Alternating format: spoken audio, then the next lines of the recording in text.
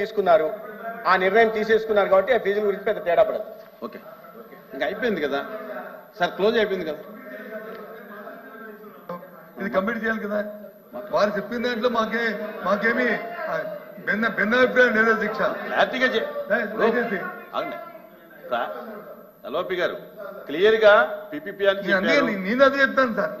నేనేం భిన్న చెప్పిన మాట చెప్పాను. చెప్పారు అధ్యక్ష, వారు మాట్లాడినప్పుడు నేను వచ్చి అంటే చేయిస్తారు, నేను మాట్లాడమని చెప్పాను. ఇంకోటి యాడ్ చేశారు. ఆయన ఏం యాడ్ చేశారు, ఇంకా దీనికి విధి విధానంలో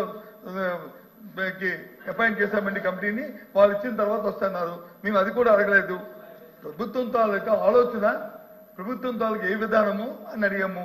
ఆ విధానం ఏంటంటే రేపు రాబోయే కాలంలో పిపిపి మోడల్లో వెళ్తున్నాము అనేది వారు వచ్చి కరాఖండిగా చెప్పారు.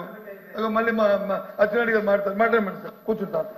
ఇవ్వండి అచ్చెన్నాయుడు గారికి ఇవ్వండి సార్, క్లోజ్ చేయండి, టైం అవుతుంది. బడ్జెట్ డిస్కషన్ చాలా స్పష్టంగా చెప్పారు, బడ్జెట్ డిస్కషన్ ఉంది, పబ్లిక్ ప్రైవేట్ పార్ట్నర్షిప్ అని.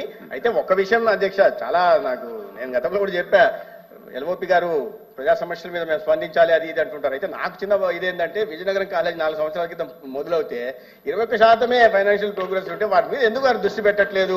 ఎందుకంటే ప్రజలు అక్కడ విజయనగరం ప్రజలు లేదా రాష్ట్ర ప్రజలు నలుమూలల నుంచి వచ్చి చదువుతారు కదా, వాటి మీద ఎందుకు దృష్టి పెట్టలేదు అని ఒక అనుమానం నాకు వస్తుంది అధ్యక్ష. ఓకే, ప్లీజ్ సార్ క్లోజ్ చేయండి సార్. ఇప్పుడు వాళ్ళు చెప్పిన దానికల్లా మీరు లేకపోతే కాదు కదా, ఈ క్వశ్చన్ ఎవరు కదా, చెప్పండి.